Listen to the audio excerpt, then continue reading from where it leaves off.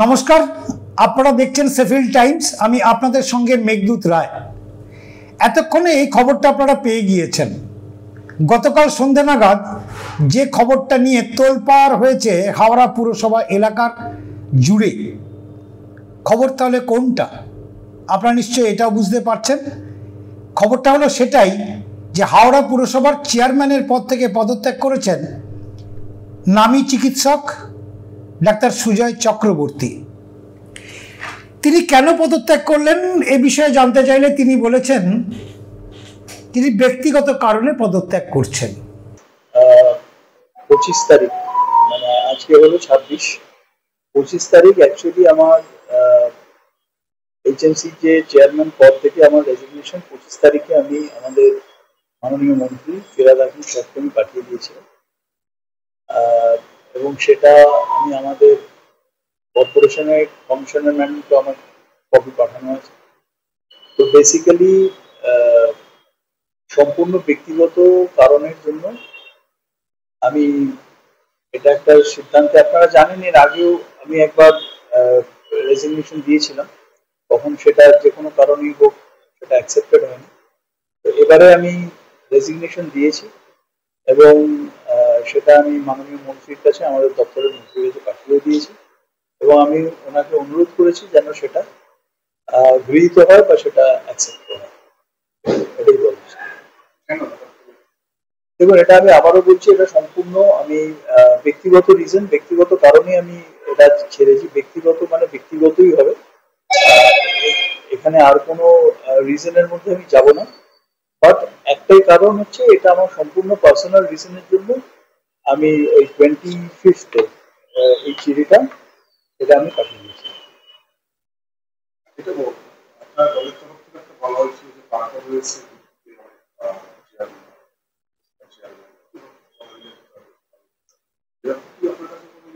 দেখুন, আমার কাছে কোনো ইঙ্গিত কিছু নেই। আমি একটাই কথা বলবো যে এবছরেও আমাদের হাওড়ায় আপনারা দেখেছেন তুমুল যে বৃষ্টি হয়েছে, তুমুল বর্ষা হয়েছে। এবছর সব জায়গাতেই খুব বৃষ্টি হয়েছে এবং এই প্রবল বৃষ্টির মধ্যে এবারে হাওড়া শহরে সেভাবে ওয়াটার লগিং আমাদের কিন্তু আমরা দেখিনি। জল দাঁড়িয়েছে, খুব দ্রুত জল নেমে গেছে, এটা সাধারণ মানুষও দেখেছে। আমাদের সময় আমরা ওলাল বিতলা ইউজিআর এর যে প্রকল্প দীর্ঘদিন 7-8 বছর আটকে ছিল, সেই প্রকল্প আমাদের সময় আমরা সেটাকে চালু করেছি। আমাদের এই বোর্ডের টেনিওরে আমরা শালকিয়া ওয়াটার ট্রিটমেন্ট প্লান্টের যে প্রজেক্ট, সেই প্রজেক্ট আমাদের এই বোর্ডের টেনিওরে আমরা শুরু করেছি। অতএব আমাদের এই 4 বছর প্লাস প্রায় 4.5 বছরের কাছাকাছি যে আমাদের টার্মে, সেখানে আমরা আমাদের সাধ্য মতো, মানে এবং আমি ব্যক্তিগতভাবে আমার সাধ্য মতো চেষ্টা করেছি সমস্ত কাজ করার। এবার দেখুন, পুরসভার তো সব কাজ একবারে করে দেওয়া সম্ভব না। আমাদের অনেক রেস্ট্রেন্ট ছিল, আমাদের ফাইন্যান্সিয়াল রেস্ট্রেন্ট ছিল, আমাদের ম্যান পাওয়ার রেস্ট্রেন্ট ছিল। তার মধ্যেও আমরা ম্যাক্সিমামটা, সর্বোচ্চটা আমরা করেছি এবং এখন আমার কোনো পার্সোনাল রিজনের জন্যই আমি এটা দায়িত্ব পেরেছি। আমার কাছে কোনো নির্দেশ, কোনো কিছু নেই এই মুহূর্তে। আমি আমার ব্যক্তিগত কারণে জাস্ট এটাকে মানে এই দায়িত্ব থেকে আপাতত আমি অব্যাহত। আমি কিন্তু আশঙ্কা করেছিলেন যে আপনাকে সরিয়ে দেওয়া হতে পারে। আমার আশঙ্কার এখানে কোনো ব্যাপার নেই, কারণ আমার যদি আশঙ্কা বা এইসব নিয়ে থাকতো তাহলে তো আমি 1-1.5 বছর আগে আমি রেজিগনেশন দিতাম। তো এটা নিয়ে আমার শঙ্কা বা আশঙ্কা কিছুই ছিল না। আমি তখনও আমার মনে হয়েছিল কিছু, আমি রেজিগনেশন দিয়েছিলাম। এখনো আমার ব্যক্তিগত কারণের জন্যই আমি রিজাইন করি। ভাইস চেয়ারম্যান রিজাইন করলেন। দেখুন, আমি আমারটা বলতে পারবো, আমি তো অন্য কারোরটা বলতে পারবো না।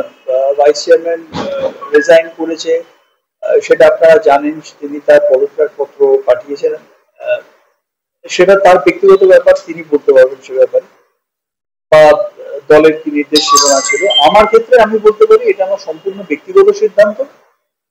এই ব্যাপারে আমার কাছে কোথাও কোনো চাপ, প্রেশার আমার কাছে কিচ্ছু ছিল না। আমি একদম পার্সোনাল রিজনের জন্য এটা গতবারও কিন্তু অ্যাকসেপ্ট করা হয়নি, এবারে যদি অ্যাকসেপ্ট না করা হয় তখন মানে দেখুন, আমি আমার মাননীয় মন্ত্রীকে আমি রিকোয়েস্ট করেছি, অনুরোধ করেছি যাতে এটা মানে অ্যাকসেপ্ট করা হয়, গৃহীত হয়।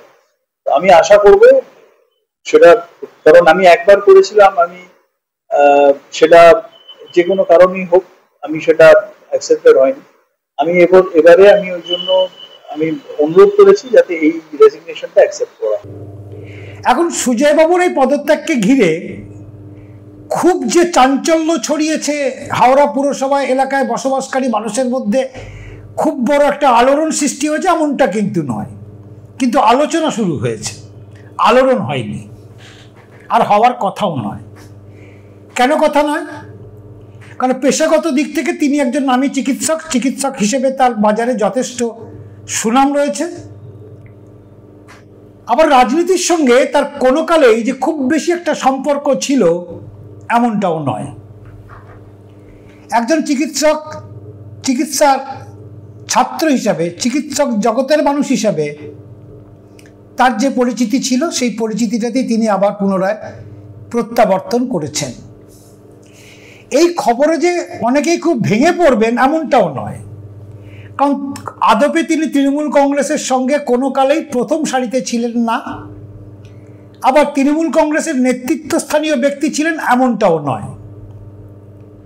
হতে পারে তৃণমূল কংগ্রেসের মতাদর্শের সঙ্গে তার মতাদর্শ মিলে যাওয়ার কারণেই তিনি এই চেয়ারম্যান পদে বসার সুযোগ পেয়েছিলেন। কিন্তু এমনটা নয় যে চেয়ারম্যানের পদে পদত্যাগ করার কারণে তৃণমূল কংগ্রেস আগামী বিধানসভা নির্বাচনের প্রাক্কালে মুখ থুবড়ে পড়বে হাওড়া শহর জুড়ে, এমনটাও একেবারেই নয়। কিন্তু এই খবরে একটা অংশ যদি অখুশি হয়েও থাকেন, তাহলে একটা বড় অংশের মানুষ তারা ভীষণ রকমের খুশি যে সুজয়বাবুর এই প্রত্যাবর্তনটাকে তারা স্বাগত জানাচ্ছেন। সেই বড় অংশের মানুষ কারা? তারা হলেন হাজার হাজার শিশুর পিতা মাতা।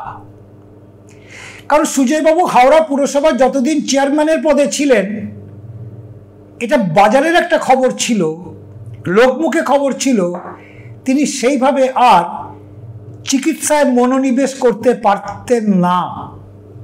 শুধু তাই নয়, চিকিৎসা শাস্ত্রে, চিকিৎসার জগতে তার যে ব্যাপক সুনাম ছিল, শিশু বিশেষজ্ঞ হিসেবে তার যে ব্যাপক বিস্তৃতি ছিল, সেটা কোথাও গিয়ে একটা ঘাটতি হয়ে গিয়েছিল।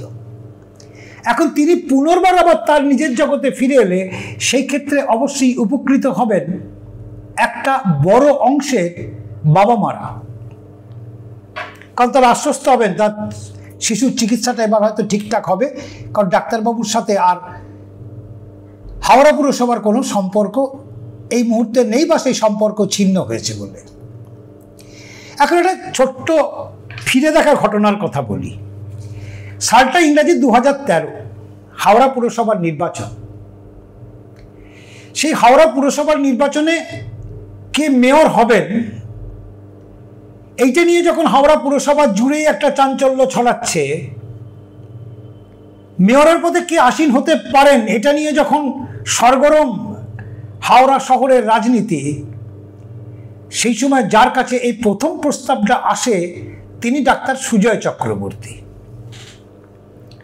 আর কেউ জানুক আর চাই নাই জানুক, অন্তত এই খবরটা আমার জানা। প্রথম প্রস্তাবটা এসেছিল তার কাছেই।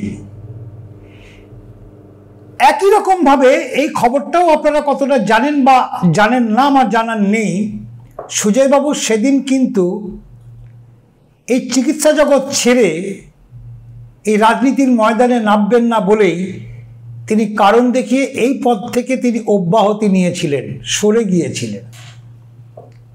এবং পরবর্তী পর্যায়ে তার দাদা ডাক্তার রথীন চক্রবর্তী, তিনি হাওড়া পুরসভার নির্বাচনে জয়ী হয়ে তিনি মেয়রের পদ অলঙ্কৃত করেন।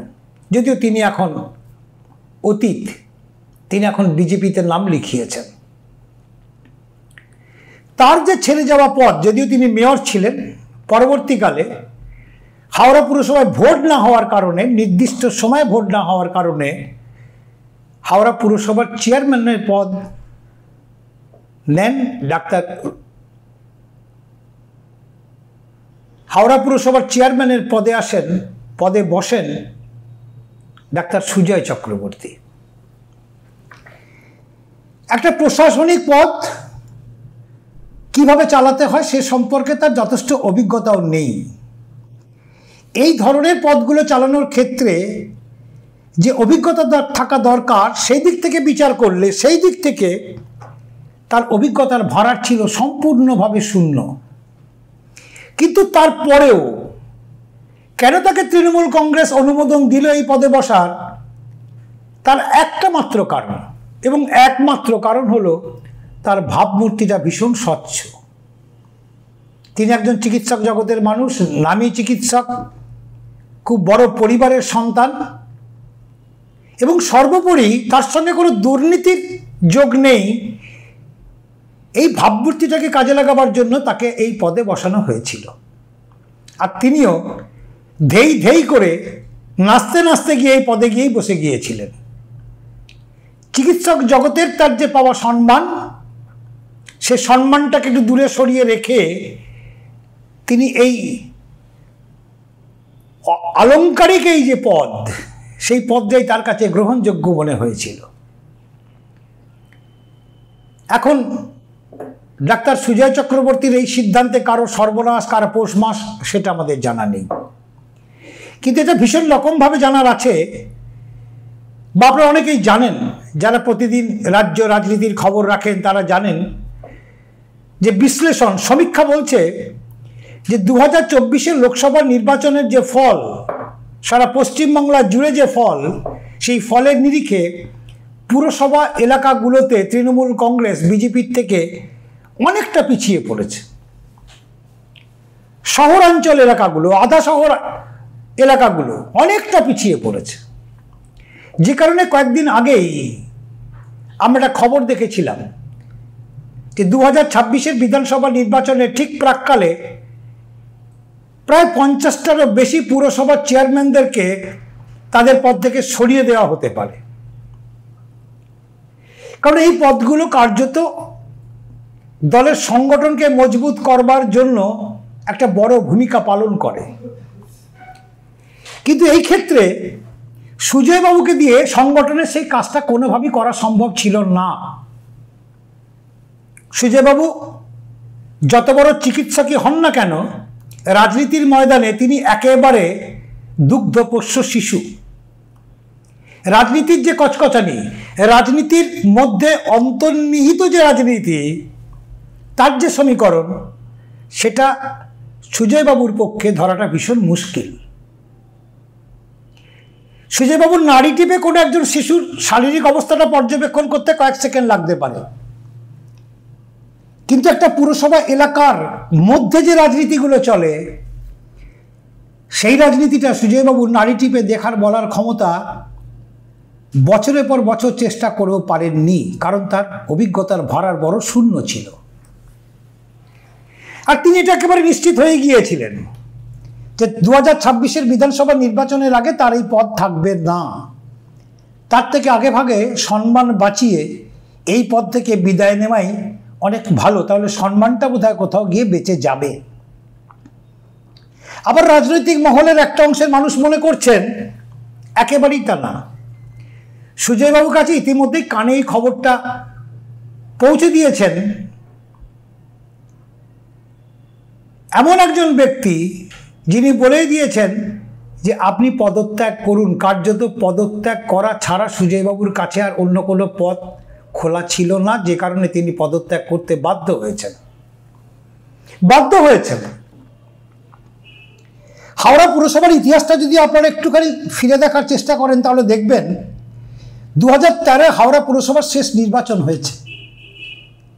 পরবর্তী সময় যে নির্বাচনটা হওয়ার কথা ছিল 2005 বছরের পরে 2018 শেষের দিকে, সেই নির্বাচনটা আজ পর্যন্ত হয়নি। যে কারণে একটার পর একটা ঘুরিয়ে ফিরিয়ে এই চেয়ারম্যান পদে একজনকে বসাতে হয়েছে। এটা অত্যন্ত দুর্ভাগ্যের, এটা অত্যন্ত লজ্জার। রাজ্যের একটা সরকার যার প্রতি মানুষের ভরসা, আস্থা, পরপর 3 বার 2011, 2016, 2021 আবার একটা নির্বাচন এসে গিয়েছে। মানুষের আস্থা নিয়ে যখন রাজ্যের ক্ষমতা এসেছেন তৃণমূল কংগ্রেসের সরকার, দুর্ভাগ্যবশত হাওড়া পুরসভার মানুষের রায় নেওয়ার মতো ক্ষমতা হয়নি তৃণমূল কংগ্রেসের, যে কারণে হাওড়া পুরসভা ব্রাত্য থেকে গিয়েছে। হাওড়া পুরসভার উন্নয়নের যে কাজ সেটা একেবারে থমকে গিয়েছে। হাড়গিলগিলে হাওড়া পুরসভার যে চেহারাটা, নগ্ন চেহারাটা, সেটা একেবারে মানুষের সামনে প্রকাশ্যে এসে গিয়েছে, শুধুমাত্র কোনো বোর্ড নেই বলে। বোর্ড অফ অ্যাডমিনিস্ট্রেশন, একটা গালভরা নাম দিয়ে একটা বোর্ড তৈরি করে একটা পুরসভা চালাবার একটা চেষ্টা হয়েছে মাত্র, আসলে কাজের কাজ কিছুই হয়নি। এখন আগামী 2026-এর বিধানসভা নির্বাচনের কথা মাথায় রেখে রাজ্য জুড়ে যেখানে যেখানে বিজেপির থেকে তৃণমূল কংগ্রেস পিছিয়ে আছে, যে চেয়ারম্যানদের উপরে ভরসা করে ওয়ার্ড, সন্নিহিত ওয়ার্ড এগুলোকে জিতে আসা যায়, সেই দক্ষতা যাদের নেই, সেই দক্ষতা যারা প্রমাণ করতে পারেননি, তাদেরকে সরে যেতে হবে। আর সরে যেতে না চাইলে তাকে সরিয়ে দেওয়া হবে। আবার ইতিমধ্যেই বেশ কিছু পুরসভার যারা চেয়ারম্যান পদে আছেন তারা আবার ইতিমধ্যে অঙ্ক কষতে শুরু করে দিয়েছেন, কিভাবে এবারের এই সমস্যা থেকে মুক্তি পাওয়া যায়, কিভাবে কোন উপায়ে এই চেয়ারম্যানের চেয়ারটাকে বাঁচানো যায়। কারণ বাঁচাতে না পারলে পারে তো অন্যান্য যা কিছু এই চেয়ারে বসার কারণে যে সুবিধাগুলো ভোগ করা যায় সেগুলো তো আর করা যাবে না। সেই জন্য ইতিমধ্যেই আবার রাজ্যস্তরের বিভিন্ন তৃণমূল কংগ্রেসের নেতাদের সঙ্গে তারা আবার যোগাযোগ করতে শুরু করে দিয়েছে। পুরসভায় থাকলেই যে কাজ করতে হবে এমন তো কোনো কথা নেই। পুরসভায় থেকে সুবিধাগুলো নিতে পারলেই তো আর যেই হোক না কেন নিজের আখেরটা তো গোছানো যায়। আর সেটাকে সামনে রেখেই অনেকে সেই গুটিও সাজাতে শুরু করে দিয়েছেন, তবে গুটি সাজিয়ে খুব বেশি লাভ হবে বলে মনে হচ্ছে না। কারণ আর যাই হোক না কেন তৃণমূল কংগ্রেসের কাছে 2011-র বিধানসভা নির্বাচনটা যেরকম বড় চ্যালেঞ্জ ছিল, তার থেকেও ততোধিক বড় চ্যালেঞ্জ ছিল 2016-এ বিধানসভা নির্বাচন। একইভাবে চ্যালেঞ্জ ছিল 2021-এর বিধানসভা নির্বাচন।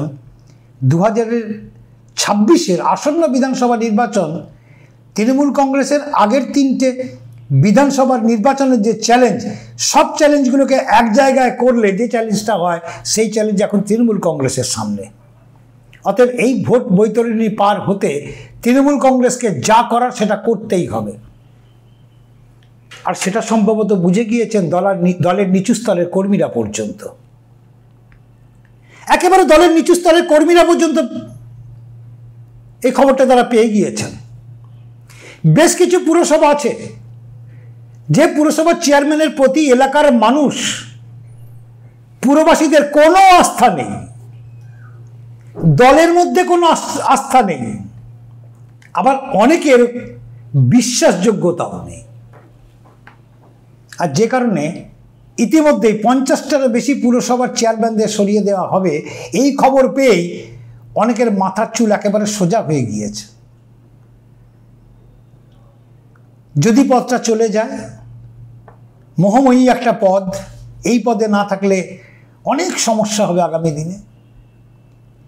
আর যাই হোক, ডাক্তার সুজয় চক্রবর্তীর আবার চিকিৎসার জগতে প্রত্যাবর্তন বলছি বারবার এই কারণে যে একজন চিকিৎসক মানুষ যিনি বেলা 12টা পর্যন্ত, রাত্রি 12টা পর্যন্ত, রাত্রি 1টা পর্যন্ত রোগী দেখতেন, তাকে অনেকেই পাচ্ছিলেন না।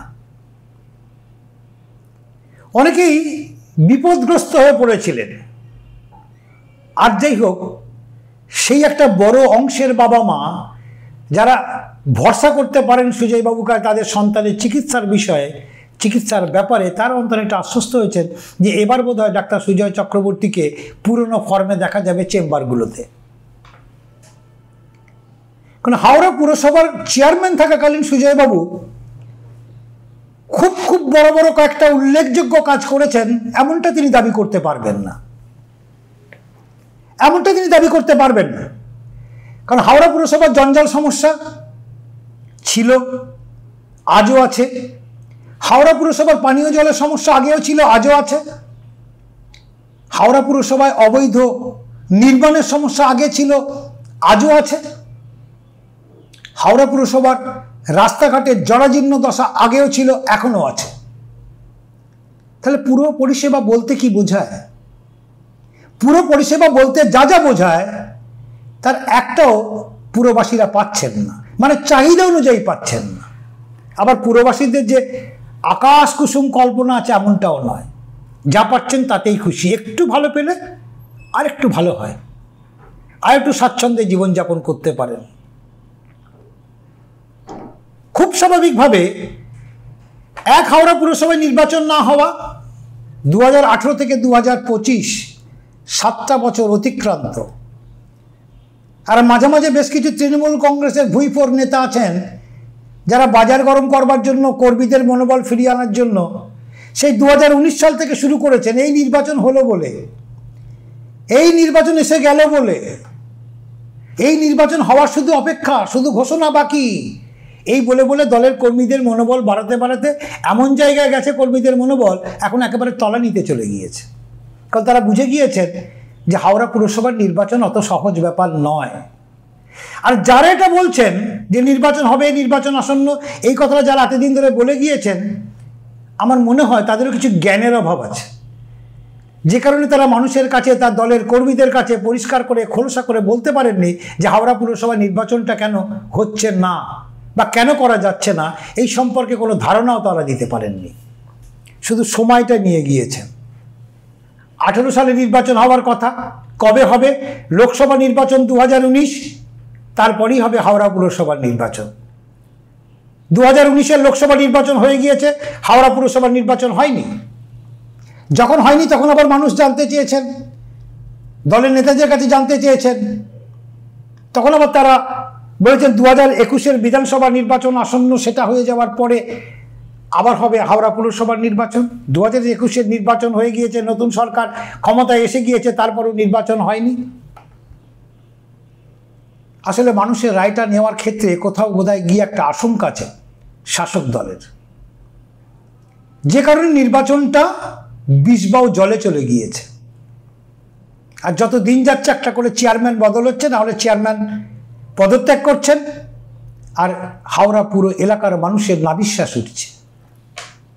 চতুর্দিকে যানজটের সমস্যা, অবৈধ নির্মাণ, রাস্তায় জঞ্জাল, পানীয় জলের সমস্যা, সব মিলিয়ে যে সমস্যাটা জর্জরিত হয়ে গিয়েছে হাওড়া পুরসভা।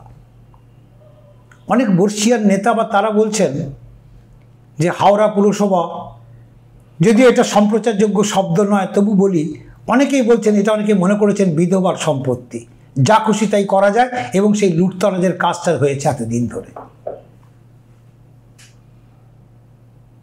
তাহলে প্রশ্ন হচ্ছে, নতুন চেয়ারম্যান হয়ে ওই আসন অলঙ্কৃত করবেন কে? শুধুমাত্র সময়ের অপেক্ষা? আপাতত এমন কোনো নাম সামনে আসেনি, কিন্তু যেহেতু 2026-এর বিধানসভা নির্বাচন রয়েছে, তাই এমন একজন ব্যক্তিকে ওই পদে বসাতে হবে যার রাজনৈতিক জ্ঞানে তিনি পূর্ণ, তিনি রাজনীতির অঙ্কটা ভালো বোঝেন, তিনি ওয়ার্ড ভিত্তিক যে অঙ্ক সেটা তিনি যিনি ভালো বোঝেন, তিনি যোগ্য হবেন এই আসনে বসার জন্য। এখন শেষ পর্যন্ত কাকে এই আসনে বসানো হয় সেটাই এখন দেখার।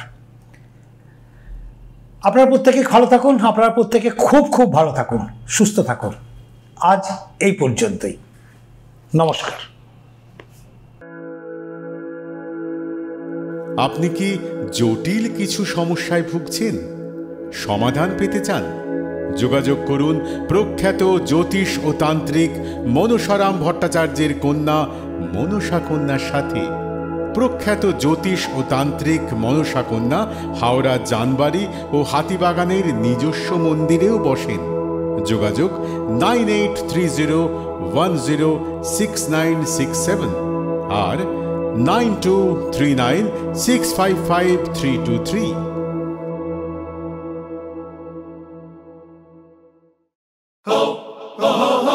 পুজো মানে জমকালো লাইন, ড্রপবক্স লোফালুফি আইন, পেপারের ক্যাটালগে আঁকা, বাঙালির ইমোশনে মাখা। এ ভরসা কি উপায়, জার্নি পায়ে পায় পৌঁছে দেবে ঠিক ডেস্টিনেশন। বিশ্বমান শ্রীলেদার্স, খাঁটি দাম শ্রীলেদার্স। শ্রী লেদার্স, হাওড়া ময়দান।